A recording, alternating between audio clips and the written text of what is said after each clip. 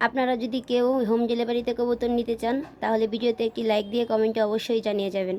আর যদি কেউ আমার সাথে ফ্রি ফায়ার গেম খেলতে চান তাহলে ইউআরআইডিটি কমেন্টে অবশ্যই দিয়ে যাবেন। আপনারা ভিডিওতে দেখতে পাচ্ছেন আমি কিছু কবুতর গোসল করাচ্ছি। আসলে অনেক দিন ঠান্ডা থাকার কারণে কবুতরগুলো ভালোভাবে গোসল করানো হয়নি। আজকে হালকা রোদ উঠছে, এই জন্য কবুতরগুলো গোসল করাচ্ছি। আজকে স্বাভাবিকভাবে গোসল করাচ্ছি। আমি নেক্সট ভিডিওতে দেখিয়ে দিব কীভাবে কবুতর গোসল করাতে হয়, কী মেডিসিন দিলে কবুতরের গায়ে উকুন থাকবে না, আর কী মেডিসিন দিলে কবুতর ঝকঝকে সাদা থাকবে। আর আমরা আপনাকে এটাও দেখিয়ে দিব যে কোন ভিটামিন খাওয়ালে কবুতরের স্বাস্থ্য বৃদ্ধি ভালো থাকবে এবং কোন খাবার খাওয়ালে দ্রুত কবুতর ডিম বাচ্চা দেবে।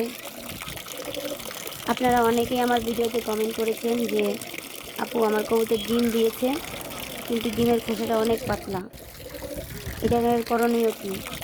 আমি নেক্সট ভিডিওতে এটাও দেখিয়ে দেব যে কেন এটা হয়